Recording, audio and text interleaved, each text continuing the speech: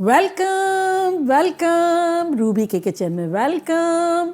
मेरे प्यारे प्यारे व्यूवर्स को मेरा प्यार भरा सलाम।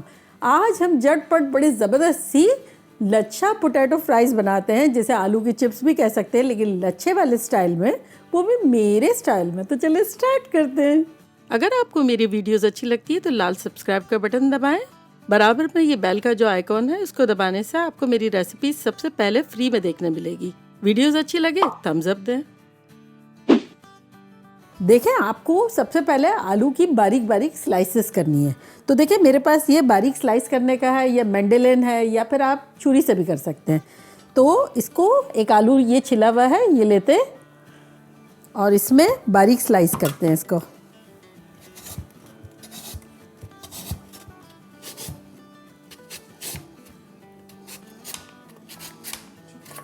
चले, ये हमारा लास्ट भी हो गया। और अब ये देखें इस तरह से बारीक बारीक ये जमा हो गई। तब हम क्या करेंगे, इसको कलेक्ट करके, ये देखें इस तरह से कलेक्ट करेंगे। और अब इसे हमें बारीक बारीक काटना है। ये देखें इस तरह से।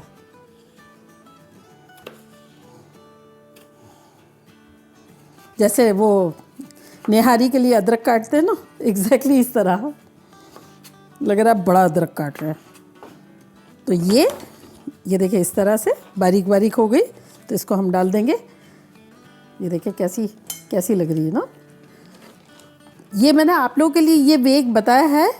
मैं जो है ना जनरली जिस तरह से करती हूँ वो मैं आपको बताती हूँ। अगर आपके पास वो हो तो आप उस तरह से कीजिएगा, वरना इस तरह से कीजिएगा।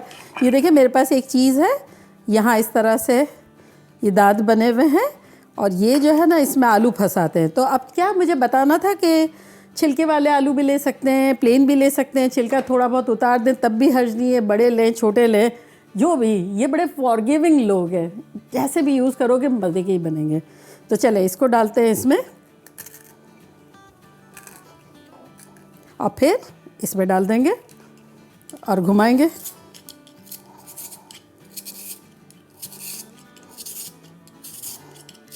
सिर्फ ये कि इनका सिलसिला कंटिन्यू चलता रहेगा, क्योंकि सर्कल में होते जा रहे हैं। वो थोड़ा बहुत डिसकंटिन्यू हो गया, लेकिन रिज़ल्ट सेम ही आएगा। आप वो भी बनाएं, ये भी बनाएं।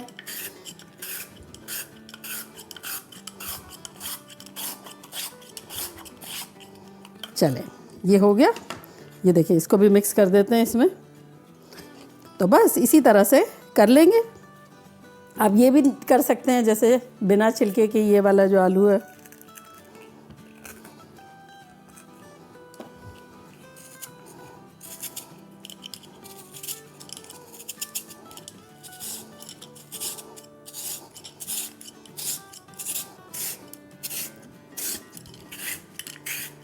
है ना, इजी। तो बस इसी तरह से करते जाएंगे। ये सारे आलू कर लेंगे। ये तकरीबन 2 पाउंड है, यानी 1 किलो के आसपास। ये सारा करके मिलते हैं।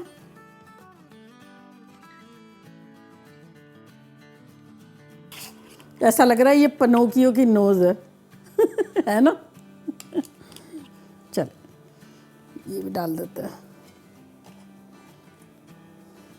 चलें, अब इसमें डायरेक्ट हम स्पाइसेस डाल देंगे थोड़े बहुत, जो कि कोई ख़ास नहीं है। मज़े की बात ये कि कुछ नहीं करो और ये ज़बरदस्त लगेगा। यहाँ देखें हमारे पास कॉर्न स्टार्च है आधा कप, यानी कॉर्नफ्लोर, वो कॉर्न सूप बनाने वाला।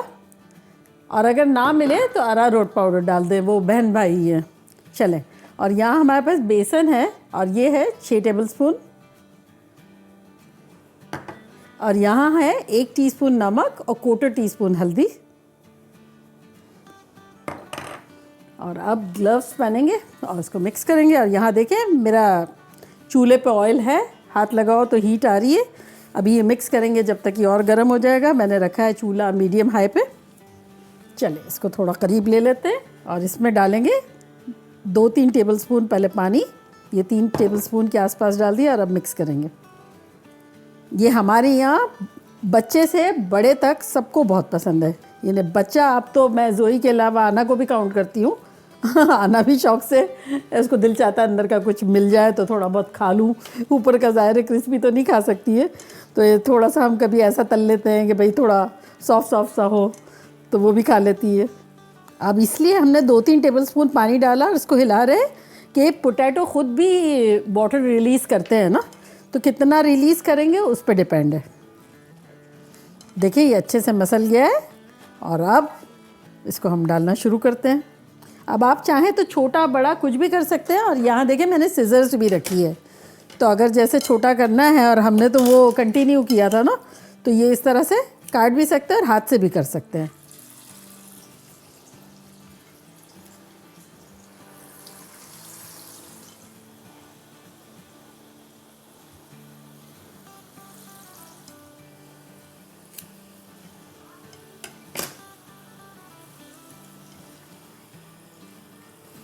चले ये देखें सुनहरे सुनहरे हो गए, तो इसको पलट देते हैं। हमारे लच्छे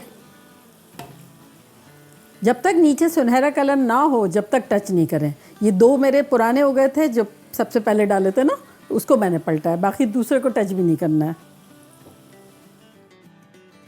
बस ये हल्के हल्के सुनहरे होंगे जब हम निकालना शुरू कर देंगे। पलट तो दिए हमने, एक रह गया है, तो बस इवन कलर जैसे पहले का था दूसरे का भी आ जाएगा, निकाल लेंगे, क्योंकि इतनी बारीक बारीक क्रिस्पी क्रिस्पी सी स्ट्राइप्स हैं। चलिए निकालते हैं। देखिए कितना खूबसूरत सुनहरा कलर हो गया है।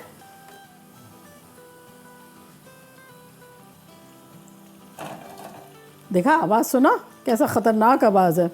तो बेसिकली बस हाई पे ही हमें फ्राई करना है, और जितनी आपके पैन में गुंजाइश है इतने ही हमें लच्छा फ्राइज़ डाल लें, और बस सुनहरा एक तरफ हो तो पलट लेंगे।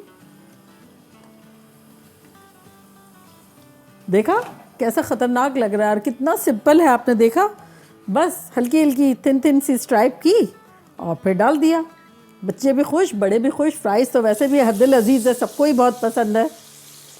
आप कहेंगे रूबी आंटी ने कहा नहीं, फ्राइज़ वाली, लच्छा फ्राइज़ वाली।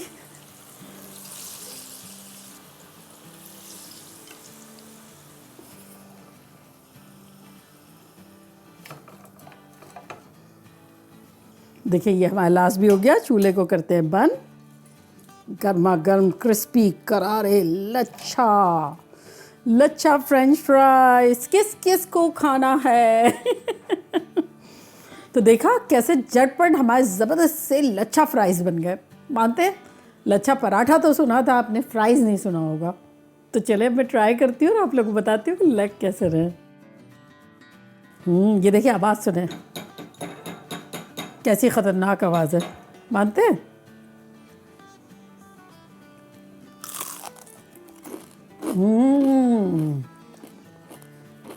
देखा आपने कैसा क्रिस्पी और करारा है। और अंदर का मैंने कहा ना थोड़ा सा हल्का सा नरम साइड पे होता है, ऊपर पूरा क्रिस्पी होता है। जो आना को पसंद है वो नीचे का होता है। देखिए मैं आपको बताती हूँ कैसा लग रहा है। ये देखिए अंदर का पार्ट जो है ये इस तरह का गुई है, और बाहर इतना क्रिस्पी करारा। देखा? तो ये एक मज़ा ही अलग है इसका।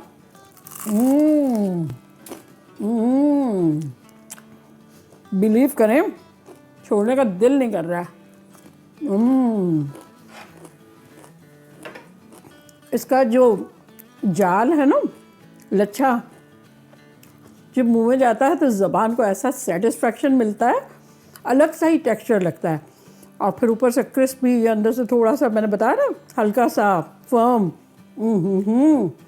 बनाना बनता है। और आपने देखा कैसे झटपट बन गया, कोई मेहनत भी नहीं करनी पड़ी, फ्यू इंग्रेडिएंट के साथ। तो चले जल्दी जल्दी जाएं, बनाएं, खूब मज़े करें, धमाल मचाएं। चलती हूँ, दुआओं में याद रखिएगा। इंशाल्लाह फिर लौट के आऊँगी ख़तरनाक रेसिपी के साथ। लव यू ऑल, बाय, अल्लाह हाफिज़।